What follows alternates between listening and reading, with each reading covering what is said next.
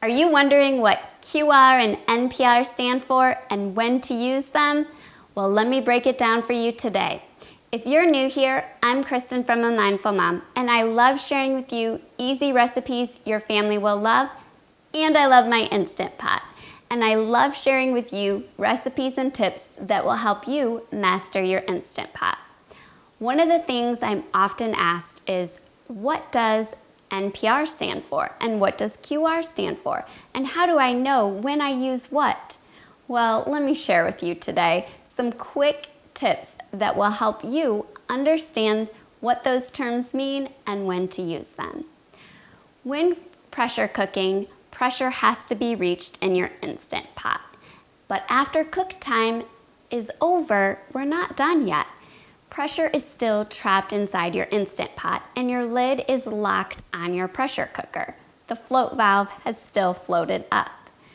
Recipes either say to allow for NPR, which is natural pressure release, which means to do nothing to let your Instant Pot release the pressure on its own, or it calls for a QR, or quick release of pressure.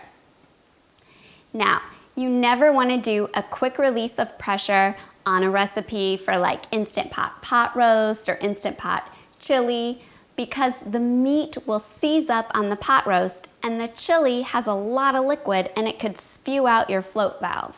So those are great instances where you want to use natural pressure release. You also want to do that for any recipe that has a high volume of starch, like when cooking rice or beans.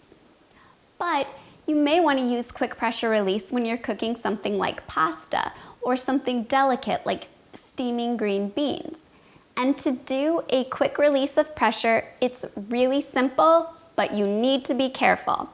First, you want to be sure you're in an open space so that there's no steam that will get trapped under your cabinets.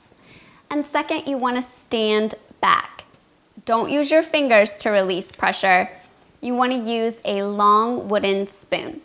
And you just want to hit your vent knob from ceiling to venting. And keep your head away.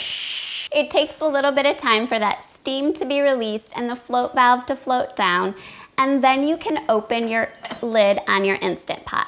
You still want to keep your head back, and this goes for any time that you open the lid on the Instant Pot if you use natural pressure release or quick release, because it's hot inside and that steam can burn your face. Open it up, and that's all there is to it. That's quick release of pressure, or QR. But remember, regardless of what a recipe says, if you have a large cut of meat, like pot roast or a pork roast, you don't ever want to do a quick release of pressure. That could cause your meat to seize up and be tough. But until next time, happy cooking.